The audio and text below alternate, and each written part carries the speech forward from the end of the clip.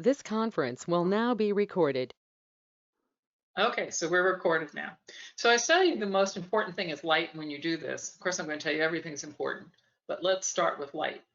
All right, so here's a picture of a datura that I took in my backyard. It's perfectly sharp and in focus. Take a look at those stamens. Don't they look good? And the pistil looks really good. So what I would find fault in this type of photo is I took it in bright midday light and the shadows are too deep. If you'll notice the shadows around the leaves, etc., over in this area, and even here it's a little bit too much. That's the fault I find with this picture. Here's another one taken at noon. Sometimes, you're someplace where it's noon and you're not going to be back there later and you're not going to have a different plan. So this photo was taken at the Dallas Arboretum, and I was struck by the van. I thought it looked good. And but I also want to do some poor exposures that day for you to show you. So here's my poor exposure. I'm facing the sun, and you can see how overexposed this picture is. When you're in that situation, turn, put your back to the sun or be cross-angled to the sun, and you'll have a better photo. Now, I still don't think this is a great photo because it's overexposed because of the sun, but at least it's a better exposure than the one previous. So here's one. What I always tell people to do, well, if it's midday and you're in a place and you can't, you're not coming back later at some point, then do what I do. Get in the shade. So there's a tree, as you can see. I'm underneath the tree and I'm photographing out under the tree. So the exposure is actually perfect because of the shade that helps it. And the tree leaves kind of gives nice framing on that. So try that. That's a good trick for you to use. And here's your first photograph of the golden hour. Can you see how the yellows and the gold, the Kelvin scale on that? Doesn't that look nice? You're allowed to talk, by the way. That's beautiful. Beautiful. Yeah, I mean, this is the golden hour. So I encourage you to start to practice the golden hour. Begin to go out either if you're an early riser, which I am not. Go out right after sunset or go just before sunset, which I am. By the way, the photographers who do real estate photography, they actually do that during what they call the blue hour. So the blue hour is 1 hour after sunset. Within that period of 1 hour after sunset, they turn the lights on in the house and you can see everything's kind of blue in the background, and it makes the windows glow. So that's a little tip for you. Okay, so here people say to me, all right, so if I'm going to take a photo, I'm just going to go into the shade. Well, as I showed you in the Kelvin scale shade, it does a huge blue cast to your subject. So this is my daughter, and she said to me, Mom, I need a headshot for my badge. I didn't know that people took their own headshots for their badges these days, but she needed one. She said, so get out here and help me get a headshot. I was like, okay, can do that. And I tried to move her into different lighting. And she said to me, oh, no, no, no, no, Mom, we're not doing that. You know how kids talk to you, Mom, it's like code for stupid. She says to me, no, no, no, we have to go into the shade, Mom, because then I won't be squinting and I won't have any wrinkles. Okay. I said, but you're going to be a little blue, babe. And she says, nah, you're going to take it into Photoshop or Lightroom or some other editing tool. I know you, and you are going to adjust the photo. Well, I exactly did that, by the way. But you can notice if you take something in the shade, you're going to have a blue cast, and you probably need to adjust it at some point or another. The other thing I might tell you is we're going to talk about white balancing later, which helps you get better color. So if I'm photographing a person, I white balance use their teeth or the whites of their eyes to do my white balancing. And we're going to talk a little bit more about white balancing later, but I want you to be aware of that while we're looking at a person. So here's a photograph of a poppy. I took it on a shady, well, actually a cloudy day. And you can see how vibrant the colors are when you get a neutral gray sky. It's so much better. So if you got a cloudy day, if I were you, I'd grab your phone and run out and start to take photos, because that's what I do. And you can see on this one, there's even a little rain down here on the bottom. It had been raining earlier in the day and no longer was raining. But you can see it's perfectly in focus. So this is not my photo, by the way. If you think this is my house, it's not. This is a photo I happened to get from the internet, and because it was easier for me to do it than to take my own photo and do it. I don't know. I sometimes do the little, what do they call them, cheats, to make things happen. So this is, I want to talk to you about setting a focus point. So rather than just taking your picture, and some of you may be aware of this, but if you're not, and you'll see this on your camera, you bring up what you want to photograph and then decide what place you want your focus in. To do that, you just tap once and this AE, autofocus, auto lock, will appear. And we're going to talk a little bit more about this later. So here is, we're going to tap and hold that focus box, and we're going to move the slider to change your exposure. Now, every phone camera has it, and every phone camera I've ever seen works this way. So although I'm using an iPhone here for an example, you have this too on your phone somewhere. So as you see this little sun over here, you can change the exposure. So if you think it's going to be overexposed because it's such a bright sunny day, move the sun down, adjust it, the exposure down. If it's too dark, move the exposure up. Now, it's a very simple thing you can do, and it helps a lot. Oh, right. Deborah, I think you had a question about the Oh, one yes, with... I do. I see it now. Thank you. Okay. How far is the iPhone from the flower? All right, that's a good question, because I'm going to tell you I never use the zoom on my camera. Now, the reason I never use the zoom is there are a limited number of pixels in your camera on your phone. I don't know how many it is on yours, and I forget how many it is on mine, but I never think it's enough. The more pixels you have, the sharper the focus, the better the detail, the better the color. So a zoom works simply by throwing away pixels. That's all it does when you zoom. So I never zoom. So what I do is I step in. And I was probably a foot and a half away from that flower is what I'd say.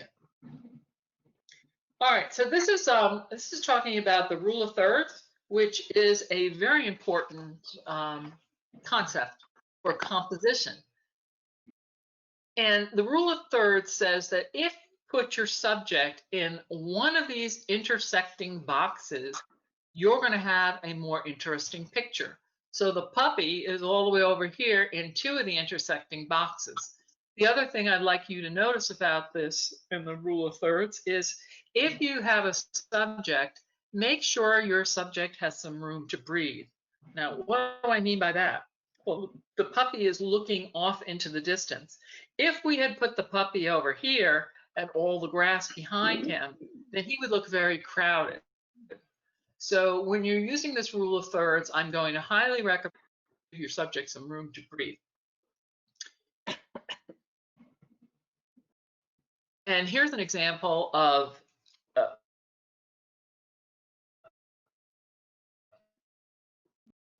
I got enamored of bees 2 years ago. So here's one of the two pictures.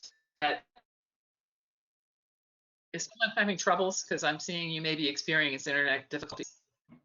Yeah. Yes. Oh, it looks like we're okay then. All right, so the bees, when I put the bee in the center of the photo, it's interesting, but isn't it more interesting when I moved it over according to the rule of thirds? Doesn't that make for a better photo? I think it does. So here's another rule of thirds. So your cameras have different, some have dots, some have lines, some have dashes in your phone, and you're going to find that setting on your phone because it is there. So in this case, we've got two objects in the rule of thirds, which will make your picture even more interesting. You've got your tree on one side, and you've got your mountain on the other. So that's rule of thirds times 2. If you can do that, you've got a great photo. All right, here's, I told you I got enamored of bees a couple of years ago. Here's another bees.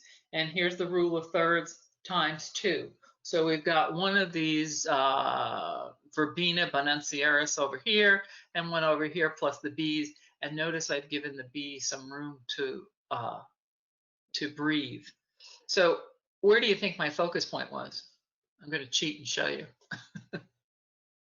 Yeah, the eye of the bee. Use eyes wherever you can as your focus point. All right, so how do you do this? You just go into your camera settings and enable grid. That's all it is. So you can enable it and you can disable it whenever you wish. So check your phone now and see if you can find that setting. I like the rule of thirds because sometimes in my zeal to do a photograph, I forget about it. So the next important thing about composition is line. So if you use it, and again, this is actually probably the painters were more aware of this than photographers, but your line will add depth to create in your photos because it's a flat medium. But if you use a line, you'll get some depth in your photos.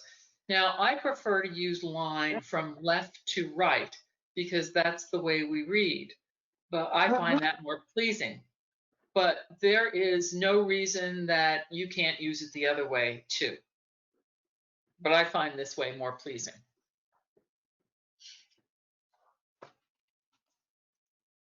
All right, here's an example of line. What do you think of it?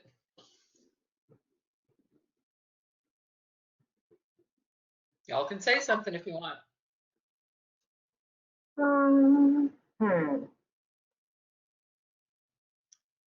Remember, I put good and bad photos in this presentation, and mostly bad. This is my yard. The lighting's not good on the top. The line's terrible in this photo. You're just being generous. It's really awful. The line in this photo just goes straight from one edge to the other, and there's actually 2 lines in it. The amaryllis in the forefront, and that's a Marilyn Welland rose in the background. And it's flat. It doesn't do anything for depth, does it? No. No, it's pretty bad. So that's a poor example of line. And I'm going to show you an example later of where you can use foreground and background to create line, but not this way.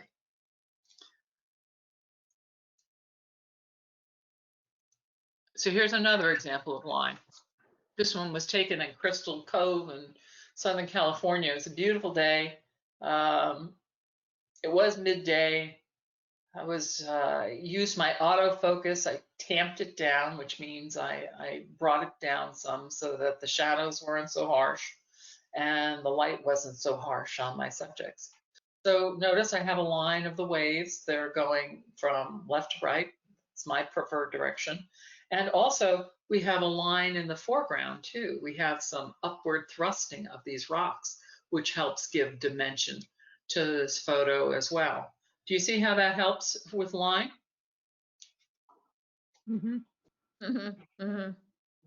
Just dropped my mouse. I'm sure you all heard that. All right, so let's go back. All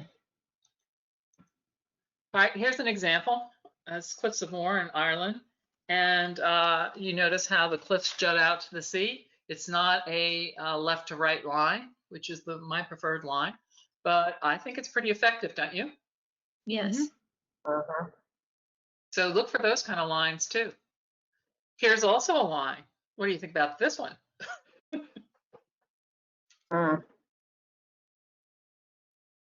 Pretty disorganized, isn't it? Yeah. And it leads the eye nowhere. So when you use line, you want to make sure that you lead your line to somewhere, but this one leads nowhere. I mean, the flowers were good. It was midday again. I should have brought the exposure down. I did not. And it's pretty terrible. Here's another line. What do you think about this one? a little dark. Too many Little dark. shadows. Yep, the exposure could have been better. Don't disagree with you at all. Definitely. But what about the line? Is the line the river or is the line the rocks? The line is the river. River, yeah. It leads you back. Leads you all the way back into the photo, doesn't it? Yeah, yes. Mm-hmm. So if you can find that type of line, use it. Use it to your advantage. It'll help your photography. Here's some more lines. First of all, the photo is overexposed. It is high noon. Could have fixed that if I, use some things. But there's way too many lines in this photo. Yeah. If there had Yeah. only been the one arbor, probably would have been okay. Probably would have been okay with this line here too. I'm not sure what spring bulb this is, but it would have mimicked the arbor. But then we had an intersecting line of the shrubbery, and then we have the lines of the yeah. So it was just too much. It was a mess, is what I'd call this photo. So Deborah, what would you do differently to correct that? Or would you just not take that picture? What would you do different? I changed my position. So this is the big thing with photography. If you don't like what you see within your viewing screen, move. I should have moved. I should have moved probably 2 feet to the left and maybe even come up a little bit, come a little closer to my subject to change how that line looked. Because the way I photographed it, I was obviously not paying enough attention. I was excited about, that was a Peggy Martin rose on the arbor, and I thought, oh, that looks great. And it was just poorly executed. I would have tried to get the shrubbery out of that particular thing. It would have been hard, but if I changed the angle quite a bit in my photograph, I probably could have eliminated 75% of it. And most of the metal arbor too behind us, the metal arches, they probably all would have gone away. So here's another line. Standing in line at the deli. By the way, I'm number 43. So I was bored and needed something to do while I was waiting for the deli, and knew that I was going to have to do this program. I thought, oh, here's a good example of a line. What do you think about this one? Awfully busy. It is busy, I'll agree with you, but it is a deli, so it's not too bad. But what do you think about the line? That's your preferred direction, isn't it? My preferred direction. Mm-hmm. I don't think it's Line. bad. I do believe it's too cluttered. Yeah. The air not coming It down is. the other direction hurts it. Yeah, And but your, it is, your directions going to the ceiling, it seems like. Or the Yeah. can- yeah, it kind of like the two major lines take you all the way to that back wall, which looks like it has a whole bunch of Post-it notes on it. But the ceiling with all the struts is kind of distracting too. I could have done a better job by doing this, but it's not bad. No. Not terrible. All right, here's another example of where you can get depth in your photo using a line that there is at least 2 or more lines in it, but there's a good distance between them. As you may recall, I showed you the picture of the amaryllis and the Marilyn Welland rose. Well, they were within 2 feet of each other, and that collapsed that distance in there, and you didn't get any depth of field. In this particular case, you've got the spring wildflowers, you've got the little lake there, you've got the rocks behind it, and the trees behind it. So that gives it a lot more depth than a flat medium. Could I have done a better job on the focus here? Yep. Focal point was not sharp. I don't know what I picked here. I can't tell even what I picked as a focal point, because in fact it looks like I didn't, and that's probably what's wrong with this picture. Here's another picture of foreground to give you depth. So this is both foreground and line put together. And this was, as you can see, a cloudy day. So not bad. Mm-hmm. Not bad, no. Yeah, not bad. That was taken in Red Rock Canyon in Colorado. All right, now I want to talk a little bit about water misting on blooms. That's something we like to do, all of us. And you can see it had rained that day, and I ran right out with my phone and started to take photos. Notice I have a line in it, which, you know, to my credit, I put a line in it. To my dismay, I shook the flower because there was way too much water on it. And look at what happened. You can see Yeah, my focus. fingerprints, can't you, of where I shook the flower. Now, people either love water on flowers or they hate it. You're either in one camp or the other. And I will tell you, when you look at the ARS guidelines for judging photography, they kind of discourage it. So if you're going to enter a photography show for the ARS, be aware of that. Here's an example of another flower, daylily. Actually, this is another one of my hobbies. I hybridize daylilies. Also in the rain, and this is one of mine. And I can tell you where the focal point is. The focal point is right here. All right, it's right on those stamens, but look at what the heck happened to the pistil when I did that. I was too close. Remember, I'm the one who doesn't zoom because I don't want to throw away a single pixel. So if I had stepped back, I would say even 6 inches, that would have been in focus. So the thing with focus is you're trying to get everything in the same plane, as a photographer calls it. And you can step back to get better focus. So when you look at your pictures that you're about to take, and you know, I'm not as critical as I'm taking photos as I used to be.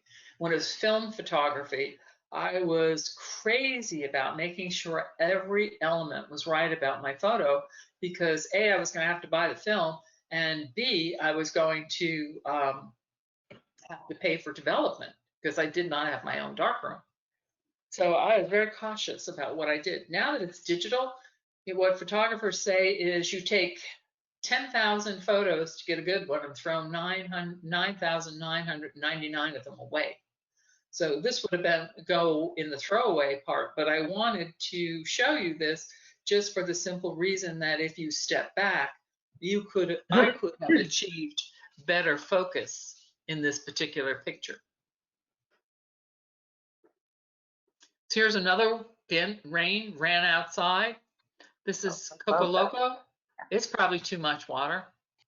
It would be, you know, not favorably looked upon in an ARS road show in the photography division, but I liked it. And it's in focus, so it's got a lot of nice green leaves with no black spot. Anyway, I thought it looked good, but I would tell you right now, would not survive. There's another one that wouldn't survive. Looks good, but it's too much water. So I had to do a better job shaking them off. Now, that's the right amount of water. Yeah. I mean, that would be right. And to see them all lined up there along that main vein actually is very pretty. In fact, there's actually a better one that I took on the same day where the droplets are not on the vein at all, but are along the edge of the leaf. Each droplet is hanging separately on each edge of the leaf. But that's about the right water. In other words, restrain yourself. I want to talk to you about pleasing pictures through the use of color, because color is very important in our photos unless you're doing black and white. In that case, it's shades that's very important. And is there anybody out there who really is into black and white photography? No, There is? no, I'm not. I'm not.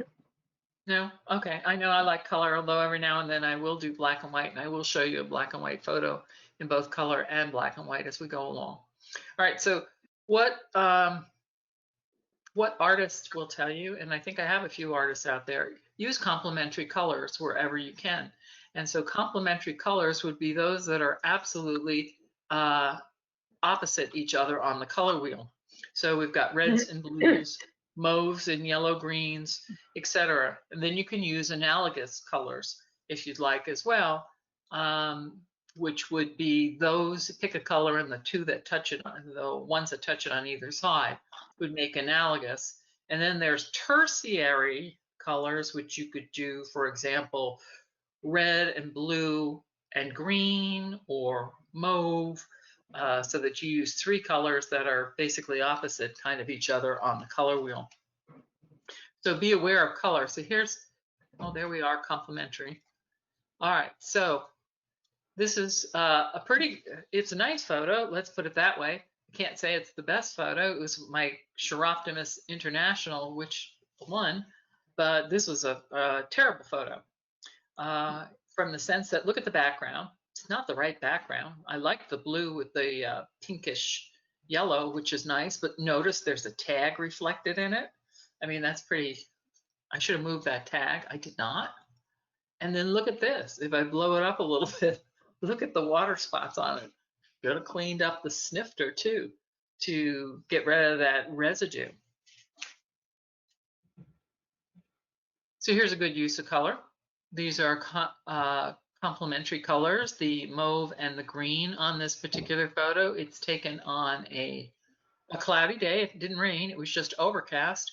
And notice I've used the rule of thirds, and I've given the flower the ability to look off to the right, which of course I kind of like that as well. Now here's another picture of water lilies taken at high noon that I was very enamored of the coins on the water lily leaves.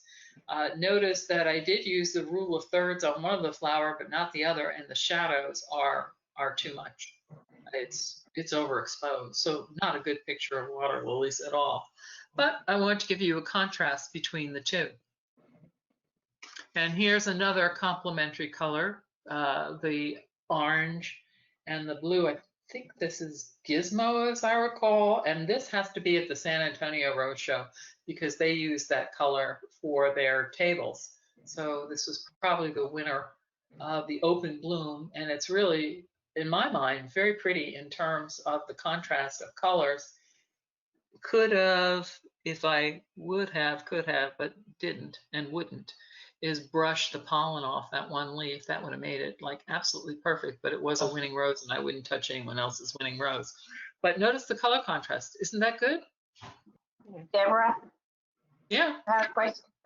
Someone has a question. Do you want the questions at the end or in between? No, ask them now. Ask whenever you want. Ask them as you're thinking about them, Susan, Okay, because someone has the chat box has a question of how far is the iPhone from the flower?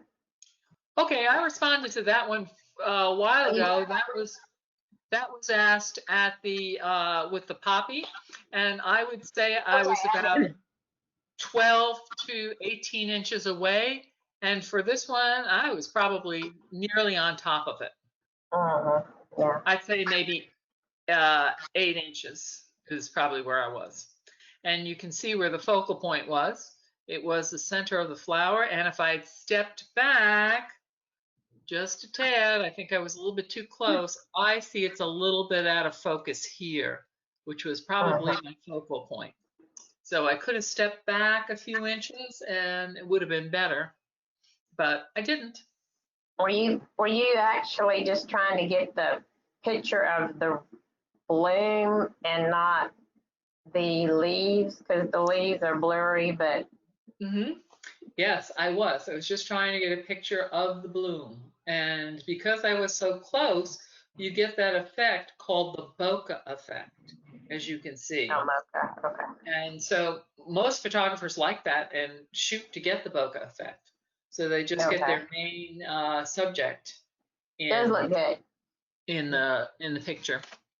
And I do prefer you ask questions as we go along, because as long as we've got the screen up, let's talk about it. And before we go, we have to go back and try and figure it out. Sound fair? Yes. Yeah.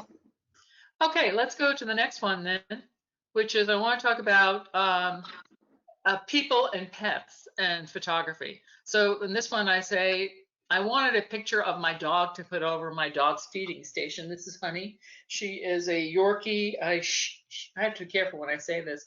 Shih Tzu mix. So she's a Shorkie. And so in this photo, it was taken indoors. You can tell incandescent lighting makes everything a little yellower.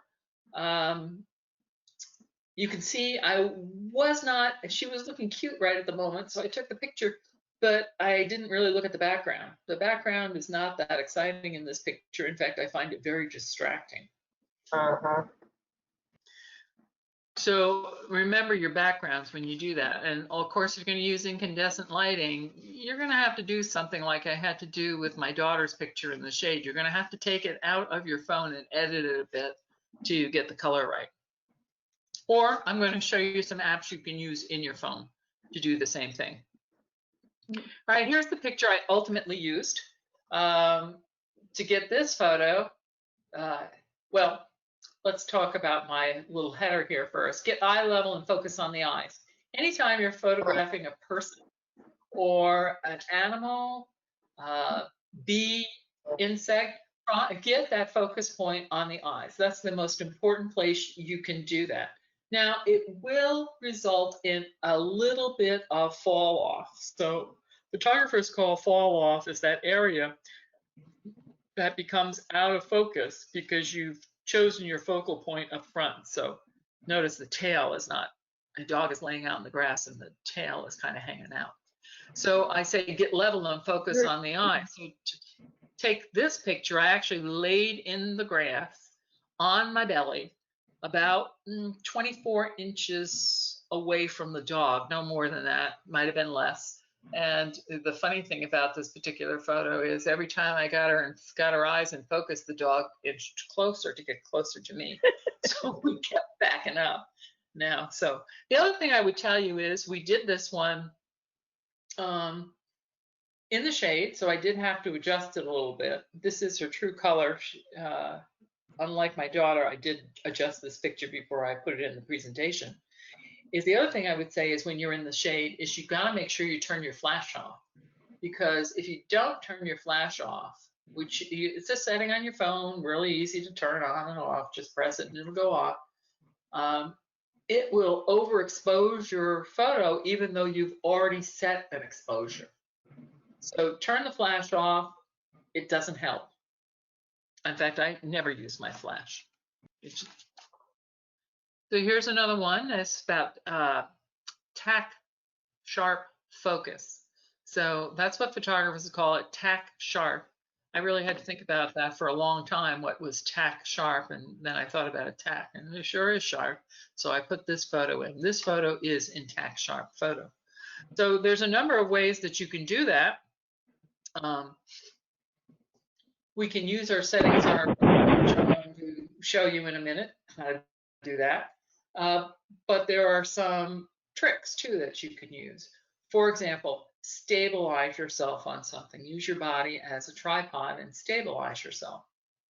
So you can use a wall, use a tree, use whatever would help you stand more stable. I got some audio.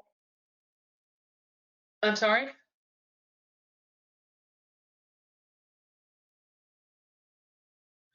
All right, if you can't do that, then the other recommendation is use your body to stabilize yourself.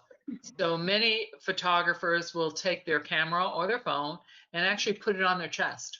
And before they click that button, all they do is hold their breath, and then they become much more stable that way.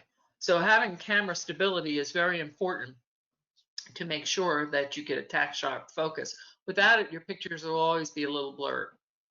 All right, we're back to that photo that I showed you in the beginning, and we look at the settings here.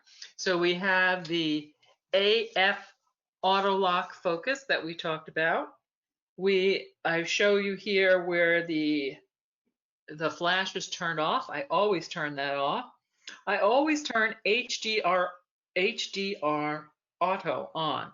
So what's HDR? HDR is high dynamic range. And what that does is your camera actually takes 3 exposures for you and combines them together. The first one would be what would be considered a normal exposure. Then it would be 1 level up and 1 level down. And it would combine the elements of those 3 exposures to get you the best exposure. Now, the only thing that's bad about HDR is that it does require more memory. But otherwise, I really like HDR. And of course, the AEAF lock, which we've already talked about. You can also use your volume button to snap photos. Did you know that? Makes it very easy for you. You don't have to, you know, stab that little button in the front wherever it is. So use your volume button. It's on the side. It's a whole lot easier. You're already holding the camera, your phone. So I have a series of 3 photos to share with you. This is the Imposter series Roses. I think this one is called the Charlatan. I like it because of the pink stamens, sort of like Dainty Bess. So we're going to see these photos in 3 ways, and you're going to tell me which one you like the best.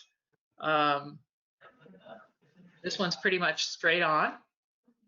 Here's one that I actually put the stamens and the pistils in the rule of thirds. So there it is in the rule of thirds. And here we are. I got really right down into that bloom. In fact, I had to border it so that you could see the edges of the photo to distinguish it from the background, from the slides. And again, I didn't use the zoom function on this. I actually got in there. And I will tell you that I used a tripod on this. I used a tripod and a remote because there is no way I could have stabilized myself enough to have taken this photo without that assist. It just wouldn't have happened. Now, one of the things you can see, because I am so close, you can actually see some of the stamens are out of focus because I'm so close. Notice that? It's because I'm so close, but I really wanted a picture of that. So of the 3, which one did you like? First one. First one? I like the first one. Okay. First. I hear background noise. Someone's talking somewhere. Well, I like the stamen shot. You like the stamen shot? Yeah, I always like those, yeah. I like the third one. Like the third one, the stamen shot. Yeah. You know, it's all really a matter of preference as to which one you like the best, but there it was done 3 ways, same flower, 3 ways. First one, I used the, I held my breath and took it. Second one, I used the AEAF lock, the autofocus, the auto exposure lock, and I used my volume button. So that's the one I used the volume button on and used the lock function. You can see some of the fall off here, by the way, where it's not quite in focus. And then the third one, I used the tripod with the remote to get that photo. So depending on what you're trying to achieve, you know, there's a few different ways to do that. I think I hear the TV is what I hear. Has someone got the TV? There we go. All right. So now there's some tools that I would suggest that you might try. One I talked about is a tripod. Make sure you get one that's just as tall as you are. Buy one with a remote. They're not very expensive. They're $25 or so, and they're made for your camera. So that's one thing I would recommend. The other thing I'd recommend when you use a tripod, most of the time you'll be in the grass and not too worried about falling over. But if you're near the cement or something, you better stabilize those legs. Some people use bags of any type just to stabilize the legs so that it does not blow over. You don't want to crack the screen on your camera. All right, next. Here's a small one. This is a tabletop one for those of you who do tabletop photography. You can also wrap this one around a pole too if you want those legs move. They're like a gorilla tripod, they call them. Well, this one's a UV size, but I have a gorilla one. Same thing. Comes with all the accoutrements that you need. Again, not very expensive, and it's a high recommend. This is called a soft light box. It comes with a light, as you can see. It comes with 5 backgrounds, And I'm going to show you a couple of pictures I took using my softbox. So there's one. Can't get this lighting any other way. Here's another. All right, again, can't yet get this lighting unless you use a softbox on that. So I highly recommend a softbox. They're, I think that one was less than $25 as well. Again, cheap things considering what I used to spend just for a lens, which would run several $100s to several $1,000s for specialized lenses, and then the filters that I use would run anywhere from $100 to $200 per lens, per filter. So let's look at some third-party camera apps, which I think are very helpful. And there's a bunch of them out there. And they're all different prices. I've picked some of the ones that are recommended by Photography Magazine and some that I've used myself. So the first one, this Halide camera, $12.99, that is what you get when you have a Twitter engineer and an Apple designer when they join forces. So it's a very sophisticated one. Hydra is a HDR, high dynamic range camera app, which I'd recommend. It has a slow shutter, is a long exposure. So slow shutter. So when you see those lights, or when you see those pictures of car lights and they're just like a stream of either red or white going down the road, that's a slow shutter. It means that your shutter, that aperture that I talked about, that diaphragm that opens, has been open for a long time. So the digital pixels are exposed to that as the light goes by. So if you want to do slow shutter work, which I don't know that I do that with flowers, but I do it with water. I do it with particularly waterfalls, and I do it with fountains. I do slow shutter on that a lot. And then RAW Plus. Your cameras take pictures in JPEGs. There's very little that you can do with a JPEG image. It's pretty much baked. But a raw photo you can do a lot with. And I only photograph with raw photos. That's the only one that I use. And in fact, we're going to talk about the one I use. So I would highly advise that you switch to RAW because you can do much more with the editing of a RAW photo than you can with the JPEG. And I'm going to show you some of that. So here's some editing apps, and there are lots and lots of editing apps.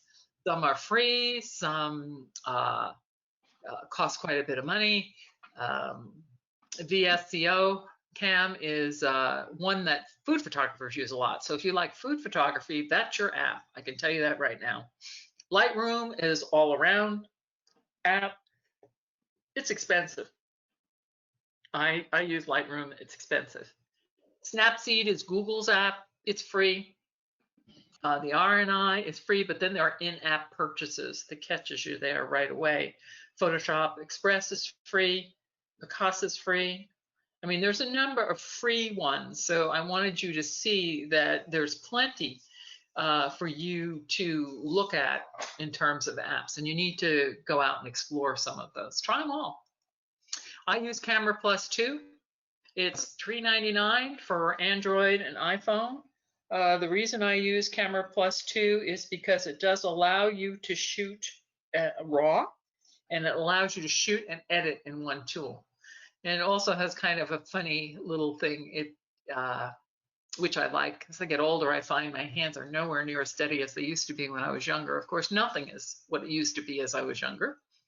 It sings a little tune until I've actually stabilized myself so that I can take a sharper picture. So once I'm actually stable, it stops playing the music. Sort of like musical chairs, you know, sit down now, press the button now. So here's an example of another one of my garden gnomes out in my yard, out on the picnic table. And it shows you something more important than what you can get in the app, in your in-phone app. And that is that you can set your focal point different from your exposure point. So here, the focal point, my focus, was the gnome's nose. And my exposure point was the beard, the whiteness of his beard. And why I did that, as I mentioned to you earlier, is if you use white, you pretty much get a neutral color now that brings in for white balancing, that brings in all the correct colors for you. You don't have to do so much work on the back end. So that's an example of Camera Plus 2. This is Snapseed Editing. Snapseed allows you to do JPEGs, which Camera Plus does too. And Snapseed does not allow you to do raw editing. So here's an example of a photo which I said, all right, let's white balance this one. And this picture was taken at the Chihuly Museum in Seattle. I kind of was taken by the boat filled with all the fishing floats. And there it is after it's white balanced. Which, so here we are before white balancing. Here it is after. I don't know, which did you like better? After. I'll take it back. Okay, so there's the original. There's the way I originally took it. Then I made this a JPEG, even though I shot it raw, I made it a JPEG, and then I brought it over to Snapseed, and this is what it looks like now. So differences, the boat was a little yellower, and now the boat's a little gray or white. The colors might be a little more bright. So my advice to y'all is that always white balance. It makes a big, big, big difference. Okay, those are a bunch of tips for phone photography and how to get a good photo and how to use the tools inside your phone that you already have. So I invited you all, if you wanted to critique some photos, we can run through mine very quickly if you'd like, and then I'd say let's look at some of yours. And you know, good and bad. Remember, I didn't put all good photos in here. In fact, I put some pretty poor examples in here. So here's an example of a what is this called? Fatsia, and I was taken with these little seed heads on it. Not a bad photo. What do you see? Two colors, green and white. Two colors, green and white. That's exactly right.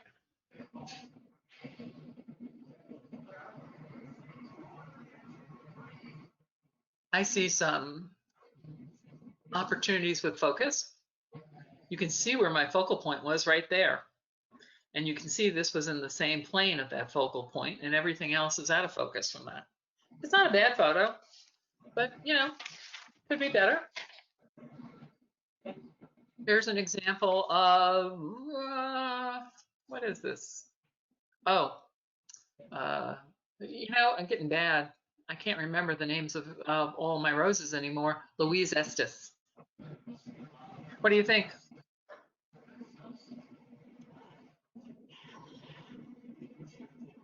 This is where you critique. You learn by critiquing. Could the center pop up more if you had, I don't know what you would have done. I mean, it's a little Change bit. my angle. I'm sorry? Change my angle. Move my camera. Okay, so it's not about the brightness, for example, in that case? If you want, yeah, you want this to be more prominent. Yeah, so and to have done distinct. all I had to do was, all I had to do was move my camera down an inch or two and take it up a little bit. Change the angle of the photography. So one of the things I found with fault on this one is I think the background's distracting. Yeah, that's what I would. So how would you change that, Deborah? What is the background of that? I mean, it was mulch. Oh, that background was okay. mulch. Good So old I was mulch. like, oh, not a great photo. I mean, it's not bad. I mean, there's no photos are terrible. Well, I do have some terrible ones, and you're going to see them, but it's not bad. But I could have, as someone mentioned, I could have. Let's see, Billy, you said could have the whole rose in the photo. Yeah, you're right. It was like a rose. John Madia calls these type of photos, by the way, rose balloons. And you know what? He's right. It is a rose balloon. All right, let's go to the next one. That's a firm. I find the background distracting in this one. How about you guys? Yeah. Look at all Yeah. these little blooms. I find that very distracting. It's also very light. It is overexposed. What about black and white? It's just a setting on your phone. Yeah, much better. Well, it is. Yeah. Yeah, better in black and white, right? You don't see all that color distraction in the background. So that's an example of where black and white isn't too bad. Although I usually don't do black and white. But I just thought, well, we could look at that as a good example of how way to get rid of distraction. All right. What do you think? I just want to smash that bug. Should have, right? That should be a good bug though, couldn't it? I'm sorry. No, This is isn't that an immature stink bug or what is that? a Oh, I grasshopper. don't know. Grasshopper. Yeah, we want to smash it. Yeah, It's- definitely. Uh, long- the insect is a longhorned beetle, I believe. Oh, there we go. I thought it was a grasshopper. I mean, he was kind of a fun friend. Yeah, But, you know, I if I think- was photographing- yeah. The angle could have moved a bit so the leaves aren't so prominent. these leaves were bad. Yeah. You called it, Maria. These leaves are Yeah. bad here. They're not in focus because I'm close. Remember, I'm not throwing anything away. I'm not zooming. I'm moving in close. And because it's not on the same plane as the rose, it's out of focus. That's exactly right. Correct. So yeah, that could have gone. All right, this one's a heartbreaker. And I'll tell you why. I entered this in the ARS National Photography Contest. I don't know where I was, but somewhere. And this is one spray of Whirlaway. It's early November. I will never see a spray like this again. Each bloom was perfect. And you know what I did wrong? This only won a second place because the judges decided I had put two sprays together, which was not true. But I could have taken a bread tie or some similar such thing and pulled it closer together. It would have been a much better photo. Wouldn't that have shown? I mean, Heck no. You hide those things. You hide all your mechanics, right? oh yeah. Yeah. Yeah, you hide all your mechanics. This would have been a great photo if I'd done that. Instead, every time I look at it, it's a heartbreaker for me. All right, here's another. What do we think?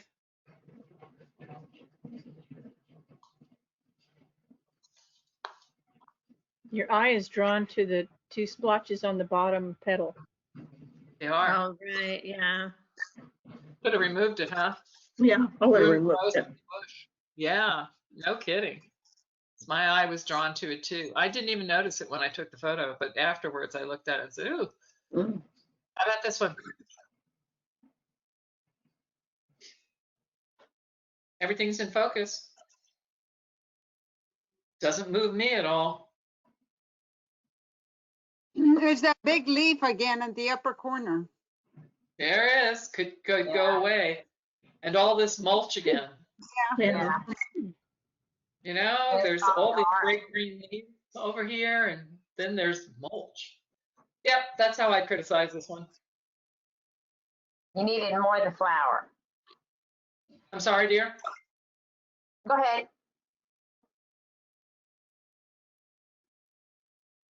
What about this one? I kind of like that. Not bad. I huh? like it. I like the blue in the background. The background. With the rug. That's a nice photo. It is a nice Uh-huh. photo, isn't it? Yeah, that's a black and blue salvia behind it. It's a nice photo. It's Neil Diamond. Yeah, it's a nice photo. Nice. There's a few good ones in there. Focus a little soft here, but it's not terrible. I would have moved the rose more to the right so you get more of the blue in it. You would have gone more this direction. Different third. I Okay. disagree. I like it like it is. Yeah. You know, that's what makes a photograph, because everybody has a different view of things. All right, how about this one? I'll help you out. Heck, is all this over here? Yeah. Yeah. When Deborah, when I'm taking a picture of a bloom, I like to center the bloom more, and hopefully the foliage would be also surroundings. Yeah, agreed. It's not a Move it great photo. over to the right more. Yeah, not a great photo. I agree. Totally agree. All right, here's another one. It's going to test you on buds. What do you think? Yes.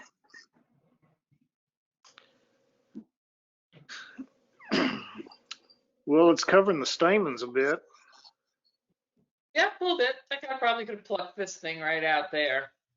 And maybe that little piece there too. But I'm really testing you on buds on this one. I think one They're would have just- been fine. Two's too many. Yeah.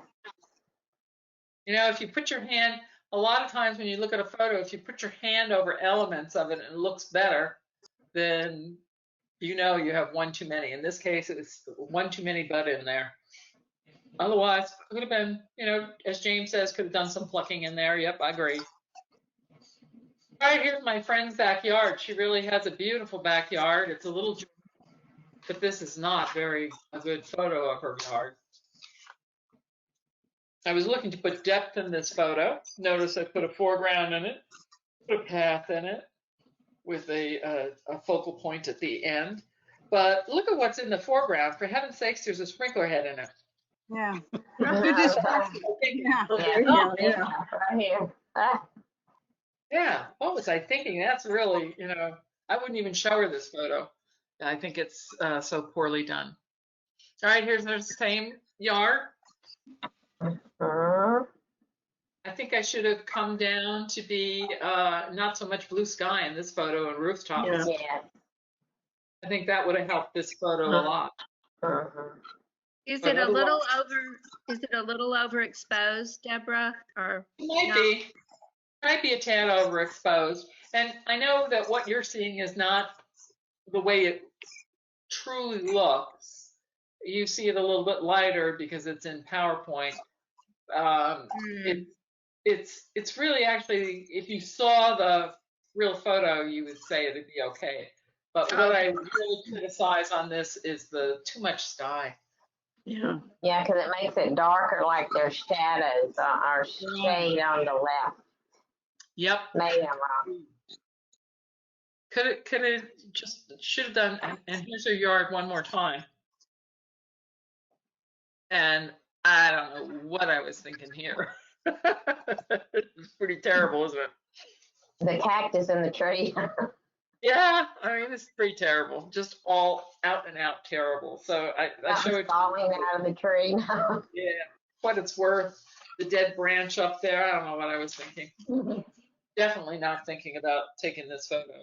And you know, I can't leave you with all these bad photos without leaving you with one better one. Oh, yeah. Wow. Yeah, that's pretty. Yeah, there's one of the clematis in my yard. That I grow a lot of clematis with my roses, so I couldn't leave you with just a bad one. That's you know, not what I had in mind here. So let me unshare my screen here, and we'll bring everybody back up. Does I know I put out the offer if you want us to critique some of your photos. Does anyone have any that they want to share, and we'll make you the person. Cherie, How's is that? it okay if I share? Go ahead. I don't know how to do it, so I'm glad you did it. Okay. I have a folder on my desktop, Deborah. So Okay. let me. We're gonna make you the presenter Okay. now, and you can share your screen. Okay. Okay. I will. And while she's doing that, does anybody else have any tips of favorite things that they do using their phone? Well, I found the edit thing to be enormously helpful. Yeah, it is. Yeah. and just to put it in a box and to get rid of all the extra junk. Okay. I agree, Mary. Mary and I have been kind of collaborating on Facebook, and I've been, you know, she puts up her pictures and then I share them on Facebook. And let's see, this is one she shared this past week, and these are the caladiums in her garden. Can y'all see that? Uh-huh. Okay. So, Deborah, to me it looks beautiful, but what are your thoughts? Oh, wait a second. Let me make this bigger so that you don't see all the clutter on my screen. Hold on. There you go. How's that? Oh, better, much better. Yeah, better. All right, what do you think, group? It's pretty. I like Pretty. it. Looks nice. I like the visual line in this picture. It's very pretty. Very nice photo. Thank you. Okay, so let's see. Let me get out of that one. And then Mary, hold on. Let me just a second, guys. Another one that Mary took that well, she's got a couple. This is one of the roses, Mary. This is I think it's called Steve Silverthorne. Right. Is that right? Yeah. And this is one you hybridized it, I believe, correct? Right. Right. Okay, so I thought this, you know, Mary shared it on Facebook, so she said it's fussy. Okay. You know, Mary, I love all the roses you hybridize, but not my favorite picture. It doesn't do justice to your rose. No, it doesn't. It's a bad picture. I thought, you know, this rose is very difficult to get to a camera potential in the heat. So that was like the best I thought I was going to get, to take a picture of this rose and put it up. At least it shows the colors. But you're right, the center, I'm not taking the center at all. It's not for me to do that. So yeah, I totally agree. It's distracting up there at the top, isn't it? It is, and also at the bottom too. You've Yeah. got that edging that's distracting too at the bottom. Do you mean the petals themselves? Oh, petals too, but I meant the edging of your garden. It's white. Oh, okay. The border. Yeah, the border. Hmm. All right, So- well, let's go on. And A way around that would be to take it from a different angle. Yeah, yeah. Right, yeah. Believe me, there weren't too many good angles. I tried I'm several sure. times. Pretty well, so. okay, let's see.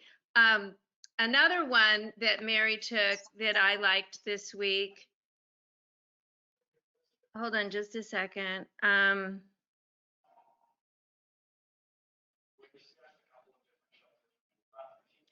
Oh, this. Okay, this is another one she took. Mary, tell them about this one. This is a bouquet. I've just been cutting a lot of bouquets lately. I think this is the one that maybe took to my, I can't remember which is which anymore. But it's just one of the bouquets that I've been taking. And it's just whatever's popping up in my garden. I think I made the point somewhere in here that St. Patrick and Veterans Honor are great to cut for summer blooms. But it's just a hodgepodge of what was in my yard at the time. I'm running out of really nice looking individual blooms because it's so hot. And I've kind of had this commitment to myself to put up a picture a day, counteract the other stuff that's happening on Facebook, just to have something pretty for people to see. So I'm taking pictures of every bouquet that I've got. But what I basically do is go down at the top, and maybe there's a better way. You try them all. What? Do it both ways. Which one you'll find more pleasing. I like it. It's nice. What I would say is pick your focal point.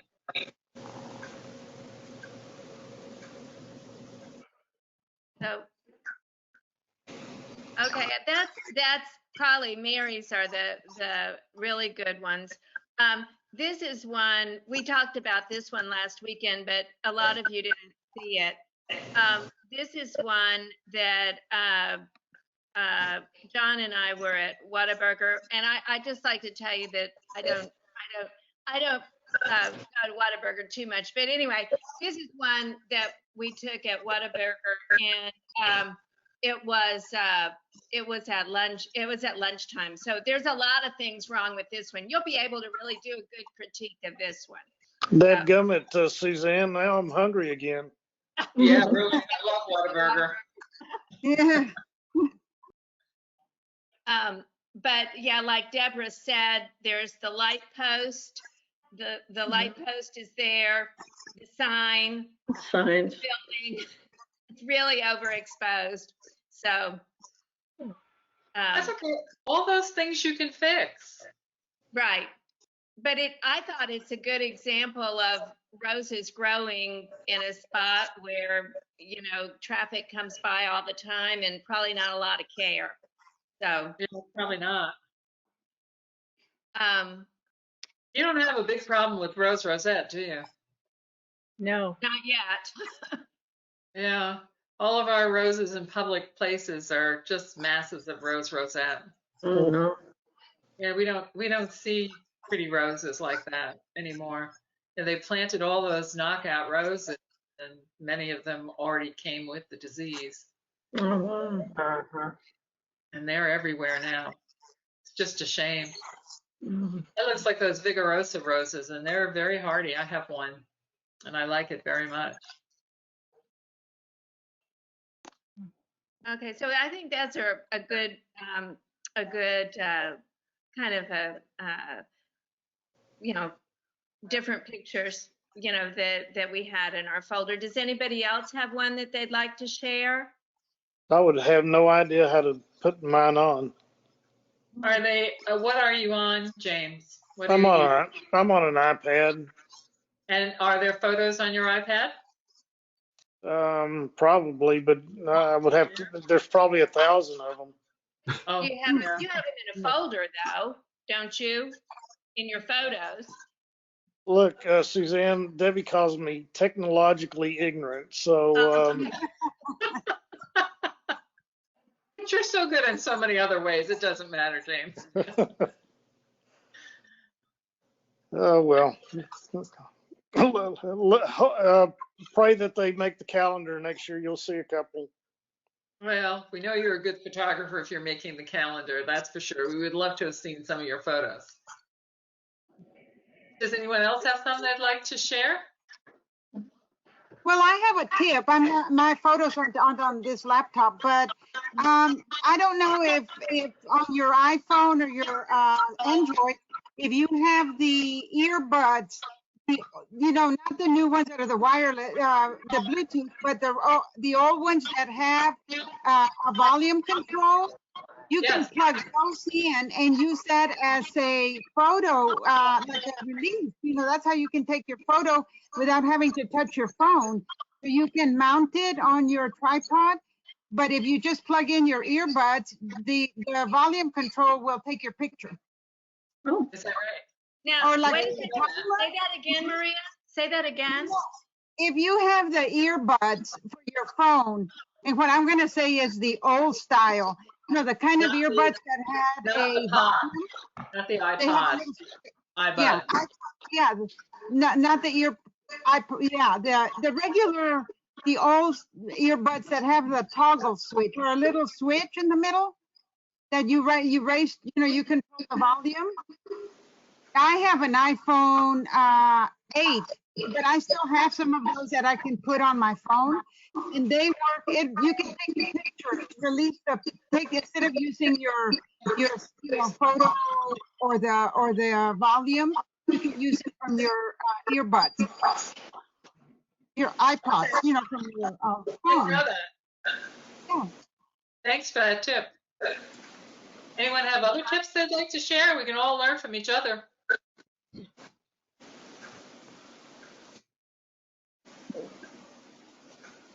Okay. Well, I shared the tips I had that I thought would be most useful for you, and the tips I had for composition that I thought were most useful to you. So I hope that that helps you all as you go out and take some photos. I don't know if any of you have gone to the, someone has the, we're getting feedback. I'm going to mute you all for a second because there's feedback somewhere coming. And I'll warn you, if you're on a phone, by the way, you'll have to unmute yourself when I unmute the whole group because I can't unmute you. It's one of the things on this particular application. So I guess I lost my train of thought totally. So I hope that they help you. And I would invite you to go look at the Atlanta Rose Society. They did a virtual rose show this year. And everybody's pretty excited about it. And they did it through photography. So they took a picture of the center of the rose, so straight down, head on.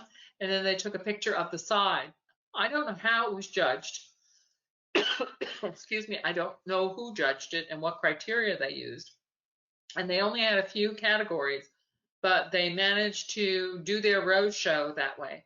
I also know the Milwaukee Rose Society is planning to do that for their rose show, and I believe that is this weekend that they're having that rose show. So you would be able to see something on their website regarding that as well.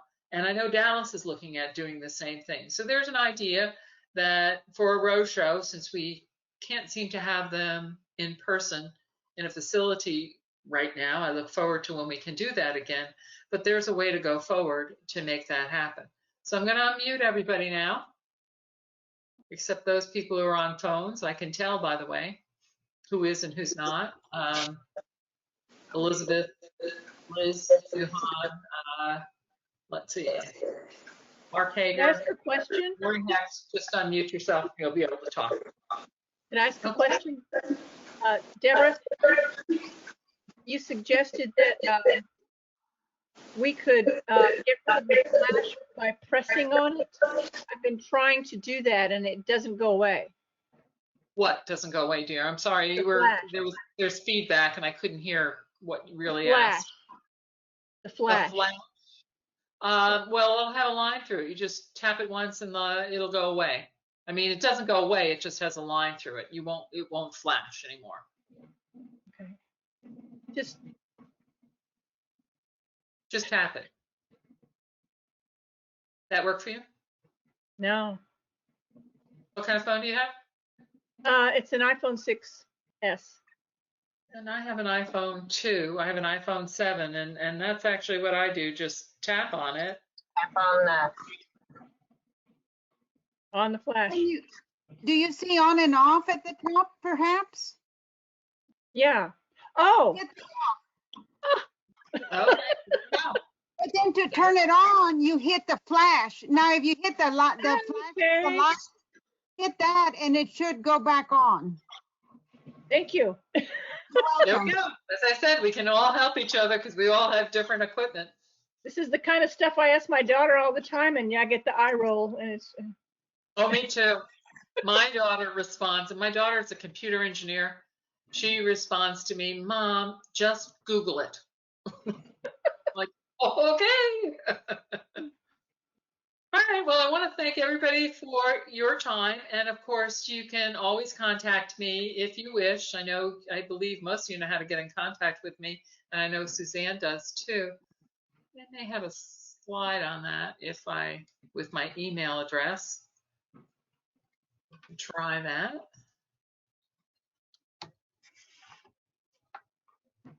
Let's see.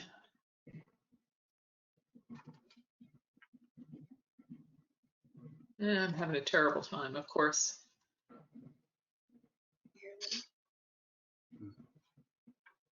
All right, let's see if I did that. I usually do. There you go. There's my email address. You can always contact me if you have a question or if you have a great tip. Boy, I am always welcome for a great tip. You'll be my hero if you do that. All right. So that's what I have to share. And I'm going to turn it back to Suzanne. Okay, well, I just want to thank everyone for coming tonight. We really appreciate you attending our very first virtual meeting. The HR, you know, our board is really striving to find ways to connect with the members. So this may be a way of meeting going forward until we can go back to the Cherie Flores Pavilion. So what I'm going to advise you to do for August is to check the Rosette, check your HRS emails. I'm not sure what's going to happen for the August meeting. So I'm thinking it's probably going to be another virtual meeting, but Susan and I are working on that as we speak. So anyway, one thing I would like for you to do, because I want all of us to connect, is if you have really great pictures of your garden, I mean, it doesn't have to be great, just something you like, something you've taken a picture of, special, that's growing in your garden, send it to me and I will post it on our social media. I'll probably do it first on Facebook. I think we're getting a lot of interest from people looking at the photos. And I know I share Mary's a lot, and everyone comments on how great they are. And I think they enjoy them. So as far as I'm concerned, the more the merrier. We'd love to see all of your photos. So anyway, thanks again for coming, and y'all stay safe. And Susan and I will be letting you know about the next meeting. And Deborah, thank you again. It was great. Thanks, Deborah. Thank There's you, a lot. Deborah. Thanks, Deborah. Oh, thank you for listening to me Thank drone you. on. Very good program. Very good. So All right, now, you know, if you hit that button at the bottom, you can leave the meeting. Deborah will end it. So anyway, thank y'all guys. Bye, everybody. Y'all take care. Thanks, Bye. thanks again. Bye-bye. Bye.